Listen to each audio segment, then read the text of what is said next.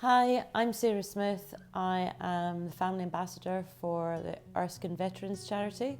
The reason that I do have that role is that my dad, Bill Mann, was in one of the homes. Sadly, he passed away in 2019, but I then got into volunteering at Erskine, and then ultimately I was asked if I would like to be an ambassador.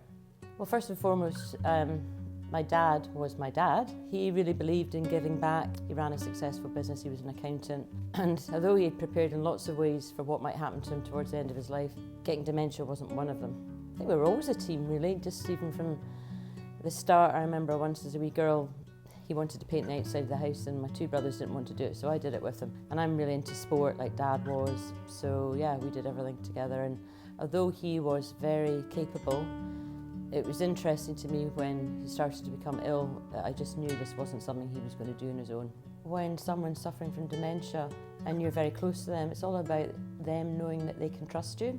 Dad and I just became closer and closer, and I feel so lucky that I was able to do that because I know I can look back now and have absolutely no regrets. You know, as parents do, they supported me all my life, so it was just really my turn to support and help him. So I did take him to a clinic to be tested, not necessarily for dementia, but just to, his memory. And like a lot of people with dementia, he was actually able to answer the questions quite well because they can mask things. I remember one day looking at family photographs and he asked me who my brothers were. And I said to him, "Do you know who I am?" And Dad had a lovely smile and he beamed and he said, "Oh yes, you're the wee girl that comes to the house every day." And that was another kind of, like, God, he's actually very vulnerable. He could be like anybody into the house.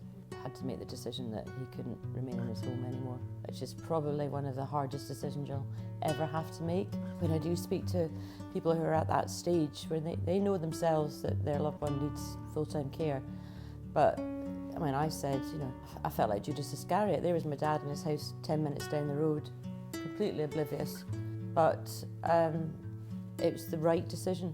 You can't look after somebody with complicated needs. My dad had a thing called Lewy bodies, which is the most aggressive form of dementia that you can get. So there's paranoia, there's violence, there's, you name it. I don't think anybody really wants to be in full-time care, but it's about making that time the best for them and their families. And that's what Erskine does so well. When I did actually visit Erskine the first time, I burst into tears because I knew it was the right place for Dad. All the Erskine homes are purpose-built for people with dementia, so if you go into the individual rooms, you'll notice that the skirtings are painted a certain colour, the doors are painted a certain colour, because that's all part of dementia. Their spatial awareness isn't what it would have been before. One of the key moments was I saw a whole load of gentlemen walking to the activity room one day, and I asked the lady who was showing me around, where were these guys going? And they said, "Oh, they're off to rugby memories."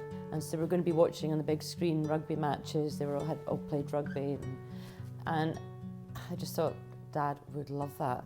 And then coupled with all the professionals that I met, I just thought this is going to be a nice place for Dad. The communal area is very open plan, and I think that's also quite important from a family's point of view. If you're having a bad day, you can go and sit with your loved one and there'll be other families there who'll support you. But actually as a family watching somebody go through this illness, it's not easy. And the things they forget. I remember one time Dad always had money in his back pocket and I still gave him 20 quid or whatever. And one day he took a £20 note out of his back pocket and he said to me, "What's that?" Now my dad's business was money. Shattering blows constantly with things that they just don't remember, understand. And there's no way I could have coped without the support of everyone there. As the disease progressed, just so incredibly tender and caring. They were as gentle and caring with me as they were with Dad. He tried to say something to me one day, and at this point he couldn't walk, he couldn't really talk, he wasn't eating properly. And I said to him, "What is it, Dad?" And he said to me in a very faint whisper, "Are you happy, Princess?" And I said, "Yes, I am." And he said, "Promise me." I said, "I promise." And that was the last conversation I ever had with him. Well, Erskine means so many different things to me, but it is just a very special place in my heart because of the care that my dad received. As I said earlier, he wasn't particularly happy here, but I was happy knowing that he was cared for and loved and safe. And to be able to do what I'm doing is a result of Dad's illness and all the people that I got to know when Dad was actually in Erskine.